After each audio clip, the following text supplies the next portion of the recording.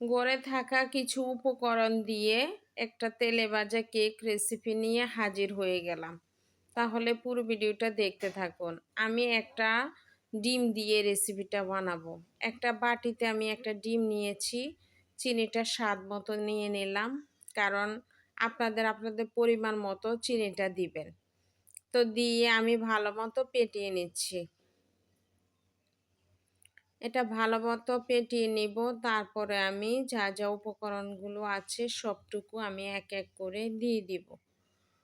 তো আপনারাও এটা বিকালে চায়ের সাথে এটা জমে যায়। এই তেলে ভাজা কেক রেসিপিটা চায়ের সাথে খেলে অনেক মজা হয়। তো আমি হালকা একটু ভ্যানিলা এসেন্স দিয়ে দিলাম।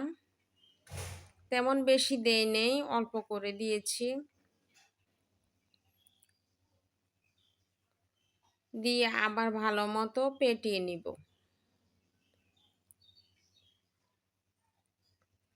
তো এখন আমি 1 কাপ পরিমাণ ময়দা দিয়ে দিলাম।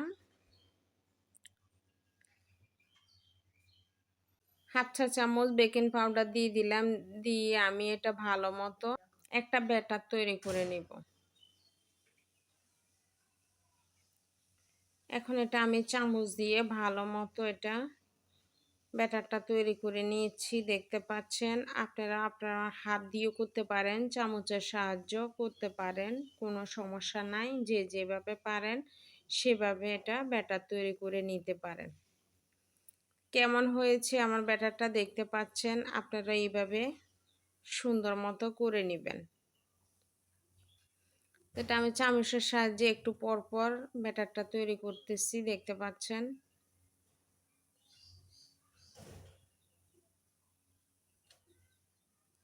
হয়ে গেল।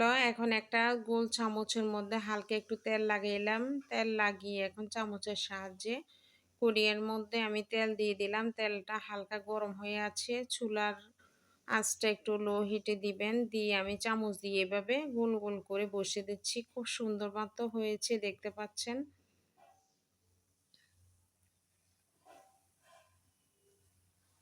চুলাটা একদম লো হিটে দিবেন। এটা আস্তে আস্তে করে ফুলে যাবে, দেখতে পাচ্ছেন খুব সুন্দরভাবে ফুলেছে।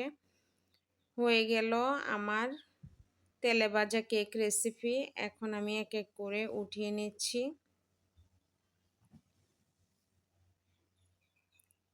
দেখতে পাচ্ছেন আমি এক এক করে উঠিয়ে নিলাম। এবার পরিবেশনের পালা। দেখতে পাচ্ছেন আমি একটা ভেঙে আপনাদেরকে দেখাচ্ছি কেমনভাবে সফট হয়েছে। যদি ভিডিওটি ভালো লাগে লাইক কমেন্ট শেয়ার দিয়ে পাশে থাকবেন। আজকের মতো বিদায় নিচ্ছি। আল্লাহ হাফেজ।